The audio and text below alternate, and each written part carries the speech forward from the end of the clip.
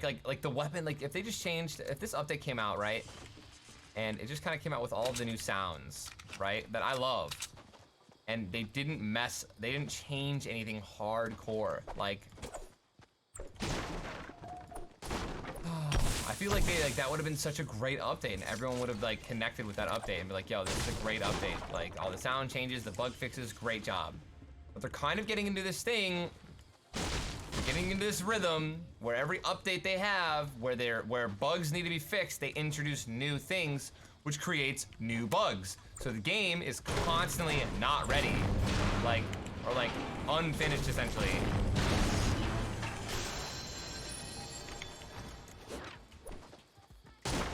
And that's exactly what PUBG started to do. That's exactly what H1Z1 started to do.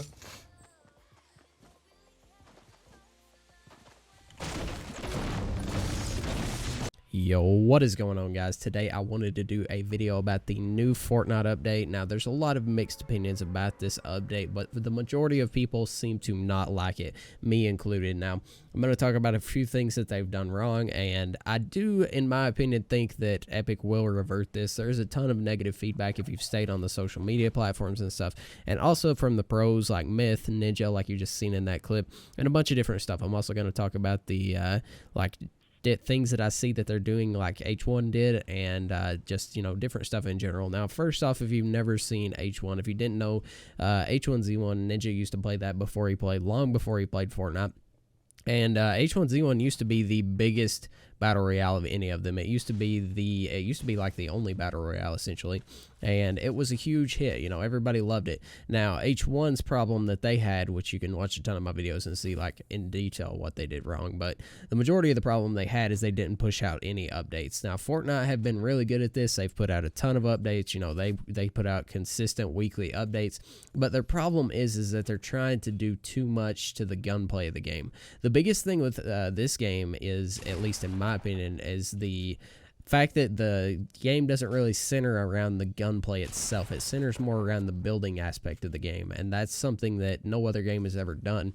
Now, they have been changing the core gunplay mechanics and also a lot about how the guns function, just simply because of negative feedback from different people. Also, they've added in a ton of new building stuff that I'm not going to get into, like the Porta-Fort and all that stuff.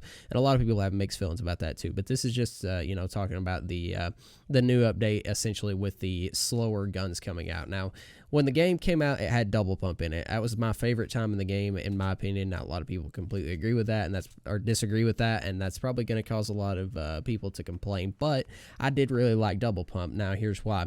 Double pump, anybody could run it, and it was really annoying.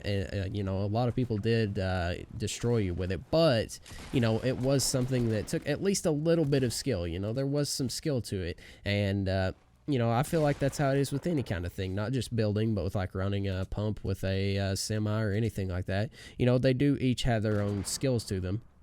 But they removed that, and then people just decided to run, you know, TAC SMG with a pump or a semi with a pump, like I just said, and now they're back to the shoot, switch, and it's essentially the double pump, but not as strong.